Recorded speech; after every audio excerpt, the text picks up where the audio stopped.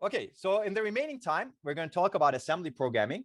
This is going to be fun, but it's going to be also relatively easy, hopefully. And I'm going to leave you with a lot of things that you can study on your own. And you're going to do this in your labs, especially the later labs, let's say, so that you can test your programs, you can run your programs, etc. And we're going to look at LC3 and MIPS assembly. And they're essentially very similar, as you have seen so far, with some idiosyncrasies in terms of the differences in instructions. And these are the same readings that we discussed.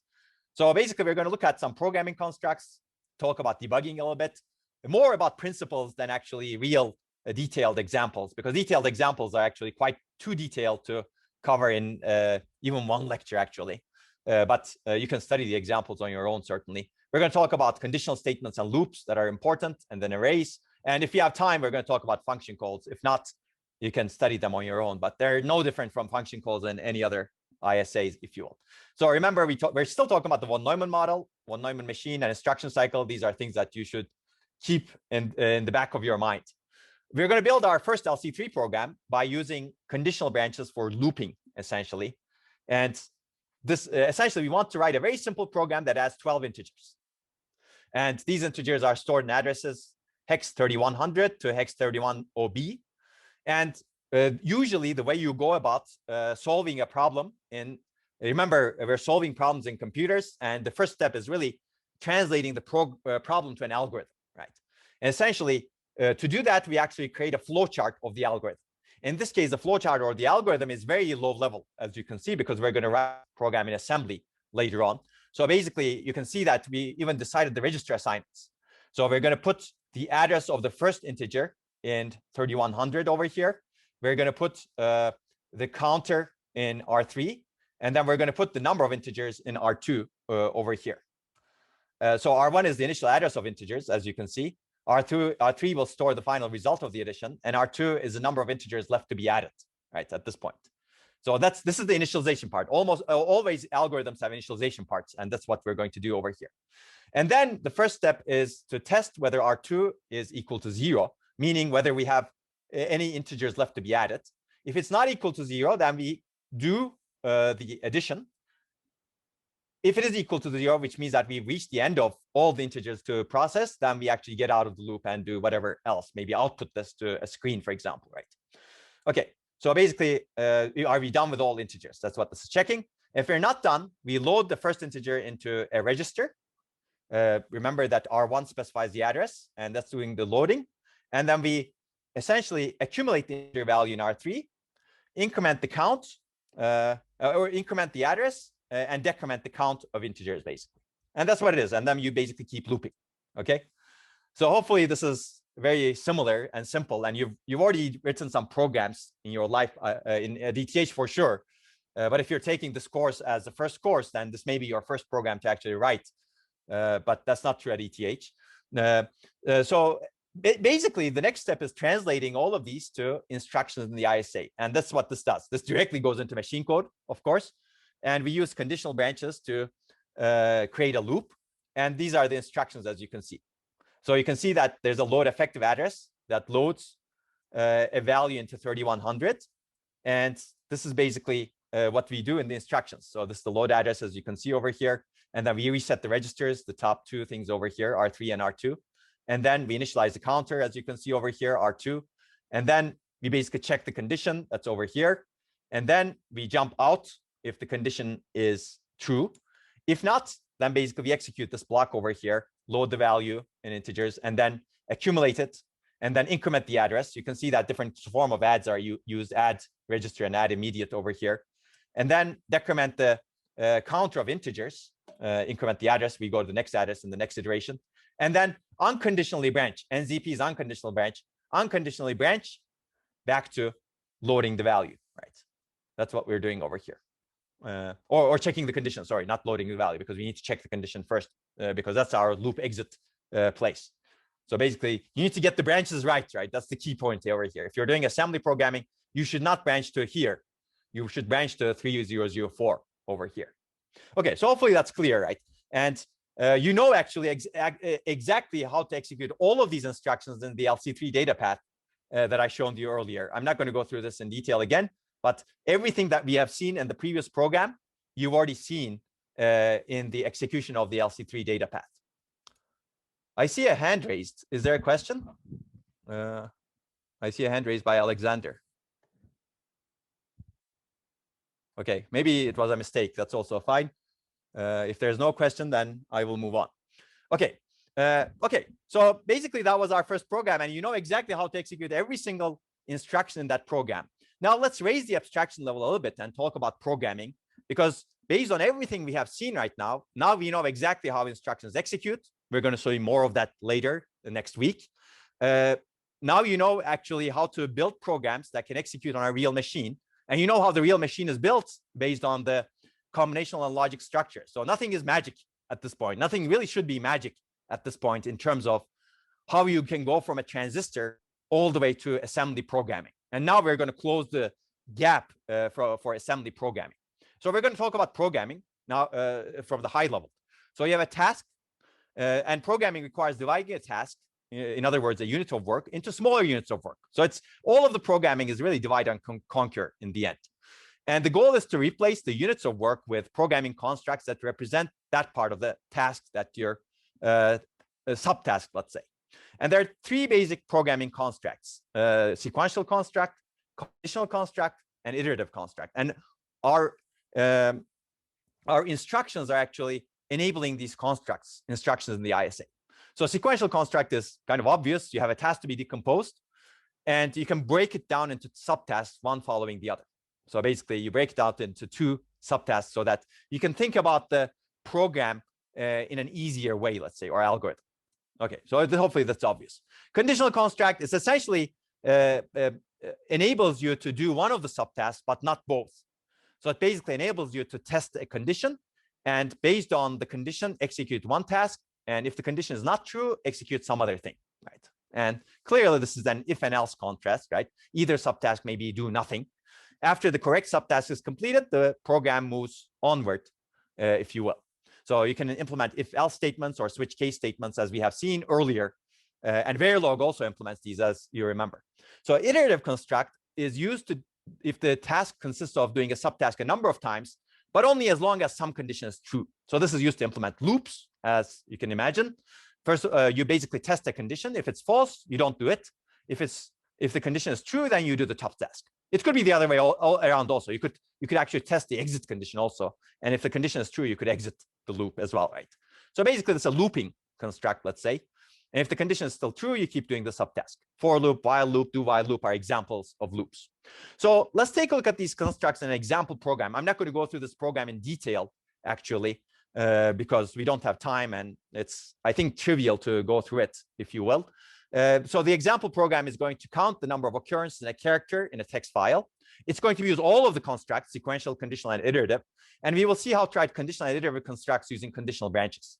So counting occurrence of a character, basically, we want to write a program that counts the occurrence of a character in a file. So we're going to get the character to search from the keyboard using a trap instruction. That's going to be the novelty we will learn at the end of this, but we're not going to go into how it's implemented and the detail of it. So we're going to interact with the keyboard over here. And the file will finish with the character end of text, EOT. This is a special character called the sentinel character. If you didn't know about the word sentinel, it designates the end of something, essentially. In this example, EOT is set to 4, for example. It could be something else. Output result will be placed onto the monitor using another trap instruction, essentially. Again, you will see that soon. But this is how I break my program into the constructs, the sequential, conditional, and iterative. Again, I'm not going to go through this in detail, but you need to initialize the count. And you remember the constructs as pictures over here. You need to initialize the count, initialize the pointer, get the input character from keyboard, get the character from file that we're going to compare to the input character. And then if the character that we got from the file is not end of text, then we keep looping. What do we do if we loop? We check if the end of file. If it's not the end of the file, we check if there's a match. If there's a match, we increment the counter of the characters that match the input character. If there's not a match, we don't increment. And then we get another character from the file and then increment the pointers and the initial address, as you can see over here. And then we keep doing the same thing until the character we read from the file is end of text, right? So that's the iterative construct. And I've already described all of these actually. And then if at the end we prepare the output, we exited the loop, we're done with the file, and we prepare the output to write. Don't worry about exactly what this means. This basically converts the output to an ASCII character that can be displayed by the monitor. And then we output to the monitor, and the monitor displays the character in its own format. Okay. And then we halt the program using another trap instruction to stop the program because we're done, essentially. So this is a full program. And you can read again the Pat and Patel chapter that houses this program. So trap instruction, basically, let's talk about trap instruction because it's important. This is the operating system hardware interface, essentially, in LC3. MIPS has its own instructions. It invokes a service call, essentially, operating system service call. In assembly, it looks like this. In machine code, it looks like this. It's very simple, basically. And you have a trap vector, basically. The opcode is 1111. And trap vector specifies what you ask the operating system to do. So for example, if you say trap vector 23, you basically ask the operating system to get a character from the keyboard, right? Or if you use trap 21, you ask the operating system to output a character to the monitor. If you use trap 25, you ask the operating system, I'm done with the program, halt the program, finish the program, basically. So we're not going to go into how this is implemented. If you're really interested, you should really read the appropriate chapter, input, output, for example, from Pat and Patel, but we don't have time in this semester to really go into it. In systems programming, you will go into it more, but maybe in another version of this course, we can go into it, but not this version. So this is the program that we wrote, and this also in your Pat and Patel book, that basically implements the constructs that we showed you earlier, that basically implements this flowchart. And again, I'm not going to go through this in detail. You can convince yourself that the program does what it does. But again, we don't have time to go through the detail. You can see that we use conditional branch instructions to create loops and if statements. And you can do reverse engineering to identify conditional constructs and iterative constructs like what I show you over here. But again, we don't have time to go through this in detail. Again, nothing is hard over here. It's just translating the program into assembly language and then the machine code later on. You can also start from the machine code and reverse engineer the program as well, right? And you can see that there's a starting address of the file over here. So file actually is stored in memory. In this case, it's a memory mapped file. But again, we're not going to go into that in this course. So let's talk about debugging, because it's going to be something important that you do in all your programming, including your Verilog programming. And this is the process of removing errors in programs. It consists of tracing the program, keeping track of the sequence of instructions that have been executed and the results produced by each instruction. It's clearly a useful technique, right? And one way of making it even more useful is to partition the program into parts like modules and examine the results computed in each module separately. So high-level language debuggers can help you clearly. There are many, many examples of this that I'm not going to go into. Machine code debugging provides you elementary interactive debugging operations. So let's take a look at interactive debugging operations. When debugging interactively, it's really important for you to be able to put some values into memory and registers. You're at a very low level as an assembly programmer, right? You need to be able to test the execution of a part of a program in isolation, maybe one instruction, right? Execute instruction sequence in a program by using the run command. So if you have a debugger that supports this, you can run instruction by instruction, right? And a run command executes until halt instruction or until a breakpoint.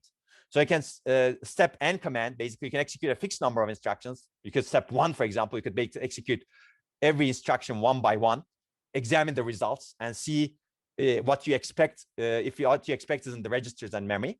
And you can stop the execution when desired in debugging clearly, right? You can do that by setting a breakpoint command, by stopping execution at a specific instruction. You set a breakpoint at a particular point where you want to examine the memory and register values. And after this, you can examine what's in memory and registers at any point in the program if you have this infrastructure. That way you can step through the program. So this is very useful clearly. And doing this in Verilog is also very useful, except Verilog is very inherently parallel, right?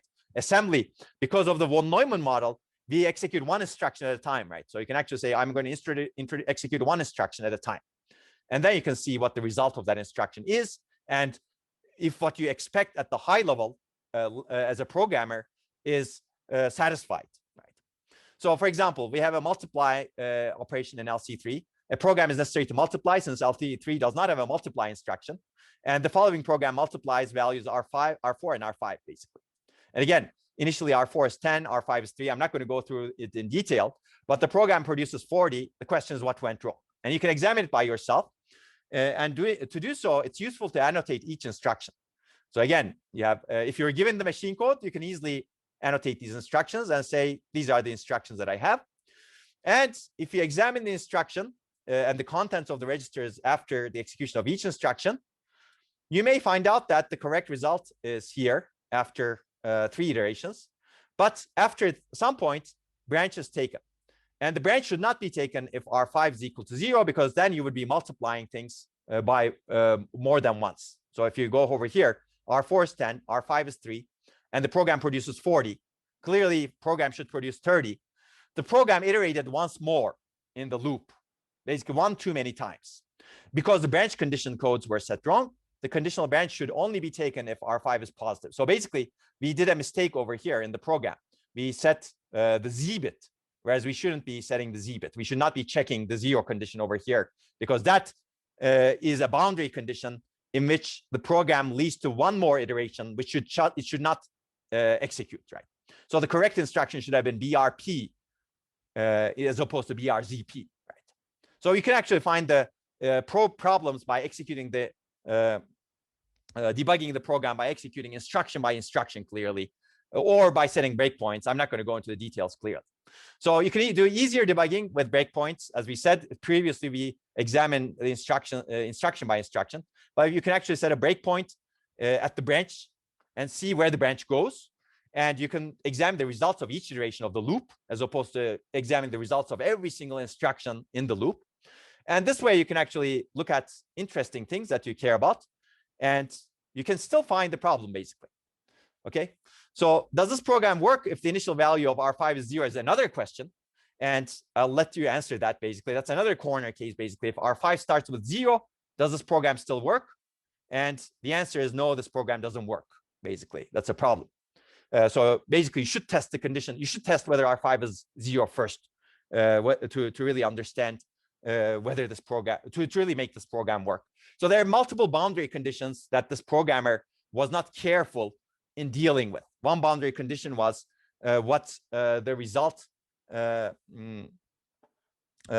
should have been, and what the result. So I think I see a question: why doesn't it work if R5 is equal to 0? Because you can see that you basically do the addition first, right? You add R2 to R4, and then you R5 becomes -1 over here. So remember, the value of R5 is basically you add R4 to itself. Basically, you get the result 10 if R5 is 0, which you should not get. You should really get 0 because you didn't check the boundary condition at the beginning. Okay, okay. So we discussed the breakpoint. So I went to forward. Okay, so basically a good test should consider the corner cases, meaning unusual values that the programmer might fail to consider. And again, this is not a well-written program because it didn't consider many corner cases, including whether R5 was 0 and whether when you should really branch over here. Okay, so very quickly, let's talk about conditional statements and loops in MIPS assembly, because it's going to be useful in your labs. Again, if you have to go somewhere, feel free to drop off. You can watch this later, or you will learn this anyway in your labs by yourself. But I'm going to cover it relatively quickly so that you have at least, if you want to watch it, you can actually watch it if you cannot attend it right now. But again, you're going to do this in your labs, as I said, so you're going to learn it by hand anyway. And the best way of learning is really by hands-on learning. So in MIPS, we can create conditional constructs with conditional branches, as we discussed. You can do branch if equal, as we discussed. And we're going to see an example of branch if equal. So high-level code looks like this. If I is equal to j, f becomes g plus h. And then independently of that, we subtract I from f. This is what the program looks like. You could call this silly function again, right? And MIPS assembly looks like this, basically. One way of doing this, encoding this in MIPS is, or programming this in MIPS is, basically we branch not equal if S4 and S3. Basically, we check if S3 and S4 are not equal and assume that S3 and S4 contain I and j. And if they're not equal, we skip the add. That's what this instruction says, right? We go to L1, which is the label of the next instruction. So if S3 and S4 are not equal, branch not equal, then go to L1. If they're equal, that means that we're going to do the add. So this is what it is, basically. It's very simple. You compare to two values, and you do a branch if the two values are different. Okay. So if this statement was a little bit different, you had an if and else statement. Now you need to do something a little bit more, right? Basically, we use an unconditional branch to skip the else subtask if the if subtask is the correct one. So what does this mean? Basically, it means this. We write the code like this. This is the corresponding MIPS assembly code to the high-level code. We again have the branch not equal. If S3 is not equal to S4, meaning I is not equal to J, we skip the add and we go to done, essentially. Sorry, in this case, we do the else, right? Yeah, this is a different code. So we basically need to do the else, which is the L1 over here. Because if I is not equal to J, we do F equals F minus I, which is implemented by the subtract instruction. But if this branch condition is not true, we do the add, but we should not do the else. To be able to enable that, we have an unconditional jump. Basically, if we do the add, we should really jump to done and skip the subtract. So hopefully that's clear. To be able to implement if and else statement, you need two branches. One is a conditional branch, and the other is an unconditional jump that skips the else part, right?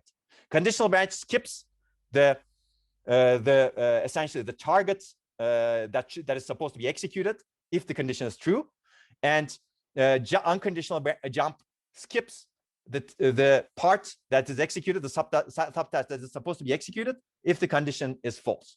There's a question: can you jump back in the code? Absolutely. You can jump anywhere, basically. As you can have a label over here saying, for example, at the beginning of an earlier loop. You can have a label at the top, for example, and you jump to that. So you can jump anywhere as long as your offsets are fine, basically, as long as you don't violate the offsets. But even then, you need to use a different addressing mode if you want to jump to anywhere in the code, right? Okay, so basically, I already said this. You compare the two values, and if they're different, jump to L1. Otherwise, to execute the else subtask over here, right? This unconditional jump jumps to done after executing the if subtask.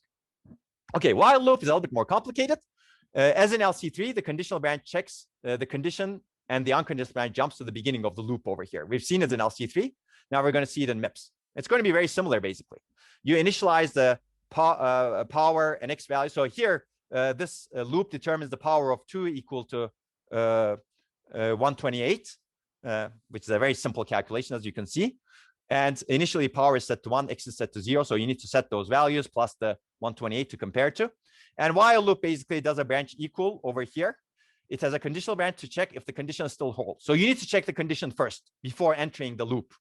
Otherwise, you may execute the loop one too many times, right? As we saw earlier in the buggy multiplication example, right? Here, it's not multiplication, but it's really figuring out the power raised to the 2, power of 2, right? Okay, so basically, that's what this branch equal does. And then there's a conditional branch to the beginning of the loop. So we execute the loop once, and then unconditional branch, and then we check the loop exit condition again, whether the power is not equal to 128. So if the power is equal to 128, then we're done.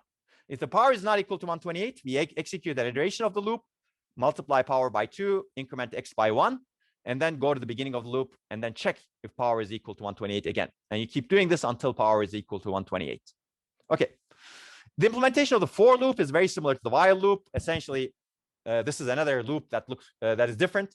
It's a for loop. You can see that you're adding integers from 0 to 10. 10 is not included over here. And essentially, it looks very similar, right? Basically, you set the variables, sum, I, and also you set something to 10 so that you can compare I to 10 at the beginning. If I is equal to 10, you jump out of the loop. If I is not equal to 10, you execute the loop iteration, and then you have an unconditional jump back to the branch equal, right? Essentially the same thing, basically, very similar to the while loop that we saw earlier. Okay, so you could use a for loop by using the set less than, which is a way of setting the registers. This is like condition codes in a little bit, but you set a general purpose register, not a condition code. So we use the set less than for the less than comparison. So let's take a look at this. This is another trick you can use, for example. So basically, you again add the powers of 2 from 1 to 100. That's another loop that does that particular task. And to be able to do that, you initialize sum and I. And then until I is less than 101, you basically find the powers of 2 and like this, and then add it to the sum, right? And to be able to do that, you have some initialization, and then you do the set less than. Basically, this what this set less than does is, okay, I already said this. Set less than is essentially the statement. If the value in register S0 is less than the value in register T0, the destination register gets 1, otherwise it gets 0. Okay, so it's basically this statement implemented with one instruction, right? It looks nice, basically. It's a very high-level statement, if you will. You can directly implement a high-level language statement that looks like this. And then it basically tests the condition and sets it less than. And then you check whether T1 is equal to 0. If T1 is equal to 0, then basically that means that you need to exit the loop, right? If not equal to 0, then you should stay in the loop and do the loop iteration, and then basically check the condition again and again. But you should also execute the set less than and BEQ. In this case, you set less than a register and then check whether that register is equal to 0 or 1 to implement the looping mechanism, right? Another way of implementing. You could have done it in some other way also, clearly. So here we have shift left logical. This is essentially multiplication by 2, right? Multiplying by 2 is the same as shifting left logical in binary by 1. And we don't use a multiply over here because shift left logical is much simpler and faster in hardware. Well, let's go into a little bit more into MIPS. Again, this is going to be very simple to many people who know programming. So you don't really need to study this, if you will, but it's instructive, I think, to look at how the arrays are implemented in MIPS. Accessing an array requires loading the base address into a register, as we have seen earlier. So in memory, the array looks like this. Basically, you have a base register that points to the beginning of the array. And then each array element is a word in this particular case. And then basically each word is in the next word location, which has this byte address, as you can see over here on the left. So in MIPS, this is something we cannot do with a single immediate operation, loading the base register. So what do? We use what we learned earlier, load upper immediate plus or immediate, right? LUI and ORI. We've seen this before. If you want to load this address that we know into a register, let's say S0, we first load the upper immediate 1, 2, 3, 4 to the top 16 bits of the S0 register, and then OR the register with the 16 bits coming from this immediate value, 8,000 over here. And then you have this address, this base address of array in S0. So now you can see how we can construct an address. This is very similar to LEA, load effective address in LC3, except it's more powerful because now you can load a 32-bit value over here. So let's take a look at how we manipulate arrays. Basically, if you want to manipulate an array, we first load the base address of the array into a register using LUI and ORI. As you can see over here, we're going to assume that that's the base address of the array. Now the base address of the array is in S0, and we're going to use things that we have seen earlier, basically. So if you want to get the element 0, we calculate the address as base address plus offset 0. If you want to load element 1, we calculate the address as base address plus 1 times 4 bytes per word. That's why this offset is 4. And then you can actually do the multiplication, do the store, and then do the multiplication and the store. The multiplication, again, is shift left logical because that's simpler to do than just a multiply operation. Now let's talk about function calls, and this is the last thing that I'm going to talk about, and conventions. It's going to be interesting because assembly is interesting, I think, here. But clearly, we want functions or procedures or modules in a programming language because this enables us to reuse code, and we have frequently accessed code. It makes a program more modular and readable. And functions have arguments and return value or values. So this is one example, right? You have a main function over here that gets executed, and then you have a sum function that gets called that essentially returns the sum of the two arguments that it's given. So let's define something. So calling function is called the caller. So the main function is the caller over here. And the called function in this, so main, as I said, called function is called the callee. So sum function is the callee over here. Okay, so there are a bunch of conventions that people provide when you do assembly programming so that you don't destroy registers unnecessarily, and so that you can actually have much more modular code. If you obey these conventions, this is also called the programming interface, or essentially programming interface to the assembly language for a given architecture. If you follow these conventions, and if everybody follows these conventions, you don't need to save or restore some registers, as we will see. So basically, caller passes arguments, jumps to callee. callee performs the procedure and returns the result to caller. So that's and then returns to the point of the call, basically. Let's take a look at this. But callee must not overwrite registers or memory needed by the caller. And this is really important. If the callee overwrites some registers or memory needed by the caller, when you return back to the caller, too bad. You don't have the registers you need. You don't have the memory you need. So that's why we need conventions, basically. So there are some conventions in MIPS and LC3.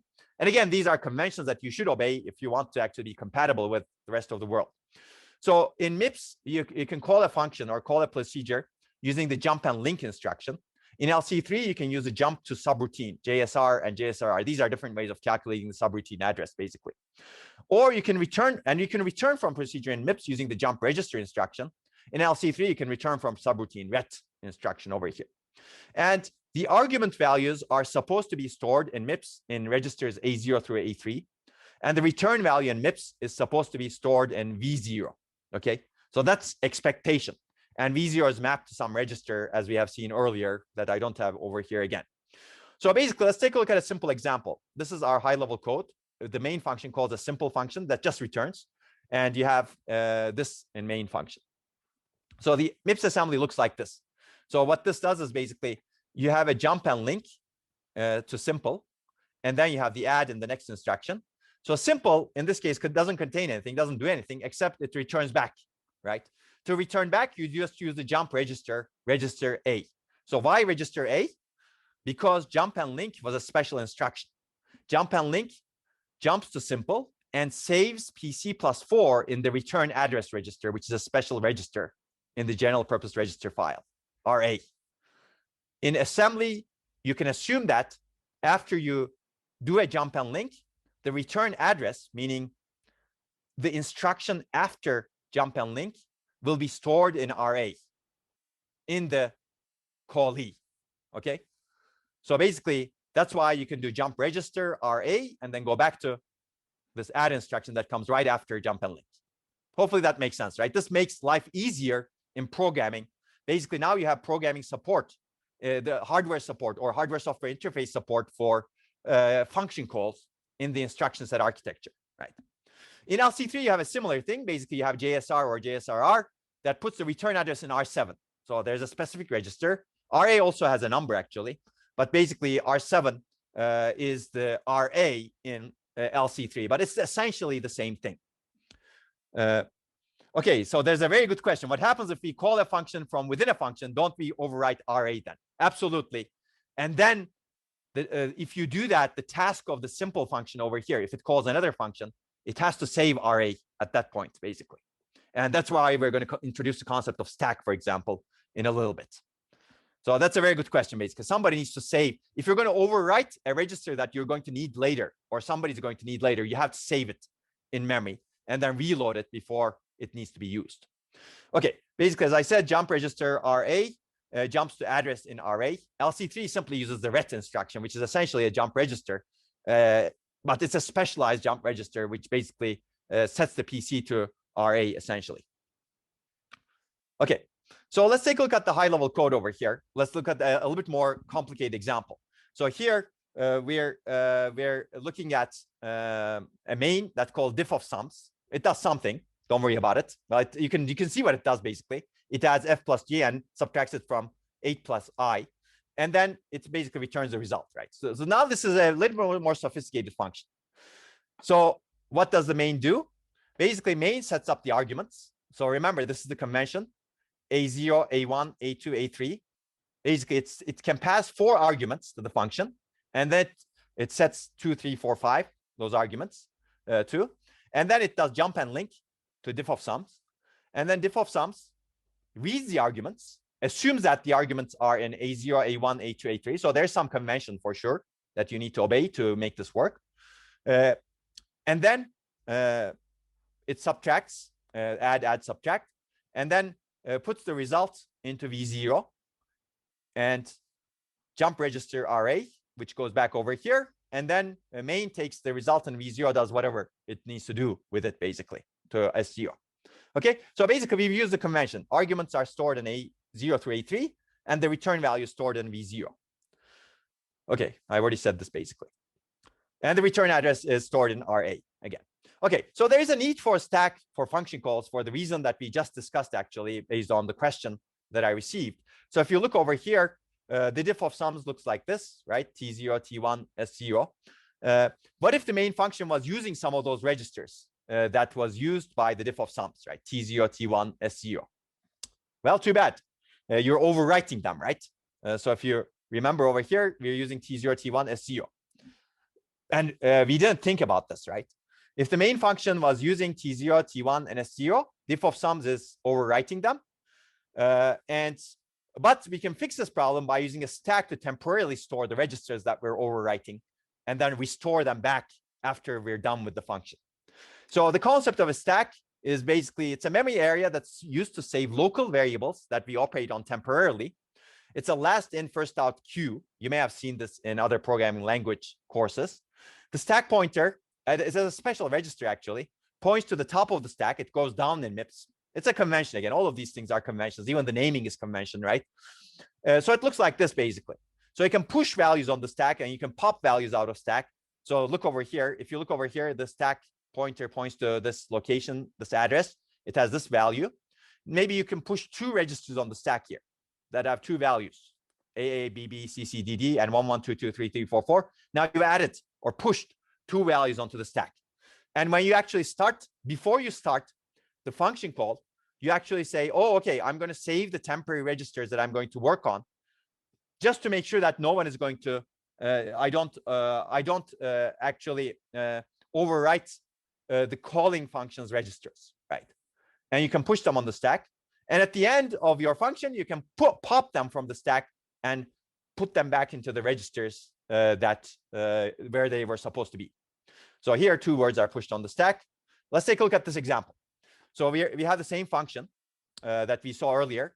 It's writing T0, T1, S0, but we don't know if the calling function uses them. So what we do is basically we allocate space on the stack to store three registers. Basically, we do this to the stack pointer.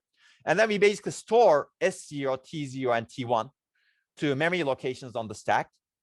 And now we can overwrite, because we stored the old values of S0, T0, and T1. Now we can comfortably overwrite T0, T1, S0, and then compute values based on that, based on whatever we want to do. And at the end, before we do the jump register A, we load back the values that we pushed on the stack into T1, T0, and S0 to the corresponding register. So this is called spilling values on the stack and filling values back from the stack. We're spilling values on the stack because we're using some registers that we don't know if somebody else used that called us. And then before the function returns, we're going to fill the values back into the registers so that the calling function sees the registers as they sent the register file to us. Okay, that's the idea over here. And then we deallocate the stack space, because the stack pointer can also be used by the calling function, basically, right? So stack pointer is a common memory area that's used by all functions. And this is a very general way of saving and restoring registers, as you can see. So the question that was asked earlier, RA, right?